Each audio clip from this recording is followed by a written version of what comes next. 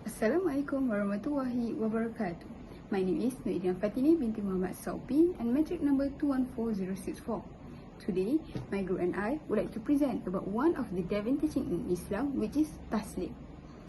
There are three objectives from this presentation, which is the first one is to identify the Devin teaching of Taslim in Malaysia. Second, to identify the main characteristic of teaching that leads to its pronouncement as heretical. And the last one is to justify the characteristic of the teaching to either religious liberalism or religious pluralism. Now, I will explain the general overview about Taslim. Taslim is one of the famous and oldest Devin teaching in Malaysia, and it is established by the Haji Muhammad bin Shafi'i in 1940s at Kampung Seronok Bayan Lepas, Pulau Pinang. He is also known as Haji Muhammad Matahari because he had compared the sun with the god. Taslim is the teaching that was based in the thoughts, understanding and interpretation of Haji Muhammad Matahari according to what suit his will and desire. Some of the doctrines of the teaching are believed that internal part of man is God and the external part is the light of Muhammad and the universe is pre-existent.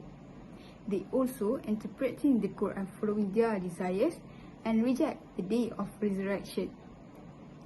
Now, I will pass to the next person.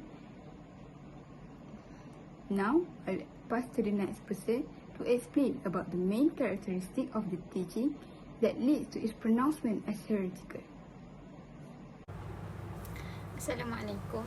My name is Nur Azlina binti Mahazir and my metric number is 23792.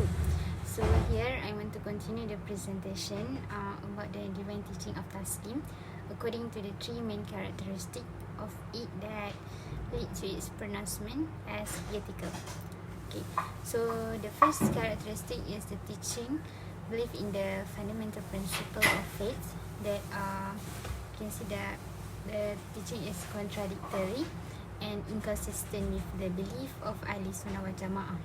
So here the example is such as the followers of the teaching perform the prayers 5 times only a year, and fasting worship 9 days is enough for them, and all zakat collection is handed over to the Khalifah of the teaching instead to the poor and others in needed. Okay, so then according to Aqidah or faith, they are usually rejecting the existence of doomsday, heaven and hell as well. That usually as Muslim, as a Muslim, we should believe on that because that regarding to our iman. Okay, so the second characteristic of this teaching, which is Taslim, they are interpreting and explaining verses in the Quran or Hadith according to their desire and inclination. So you can see they are rejected interpretation from Ahli Sunnah.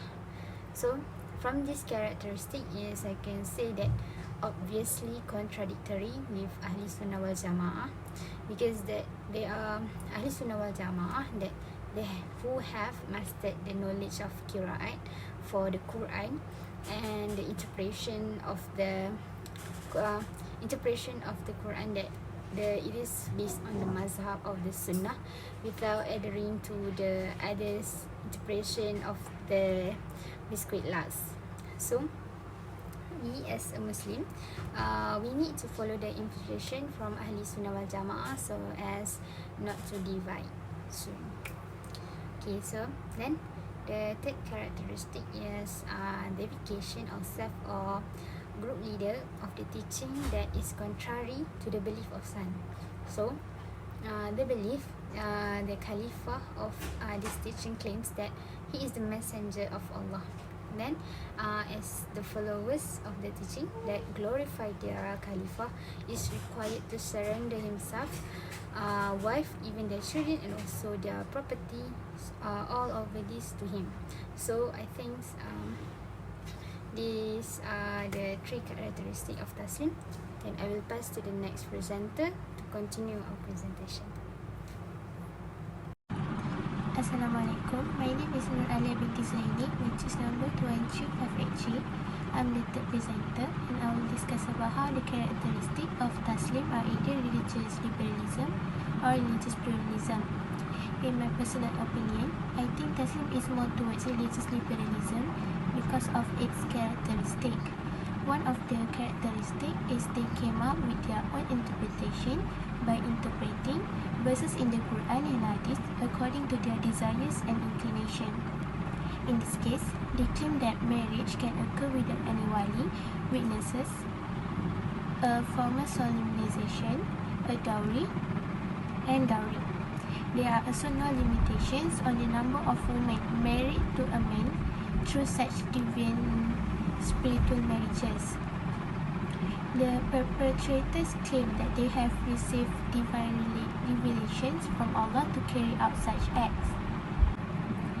The second characteristic of why I think Taslim is more towards religious liberalism is because they are significantly different from Ahlus Sunnah wal Jama'ah. They discard the replace established obligatory religious practices such as praying, fasting, and Hajj without any valid reasons. By contrast, they perform prayer with only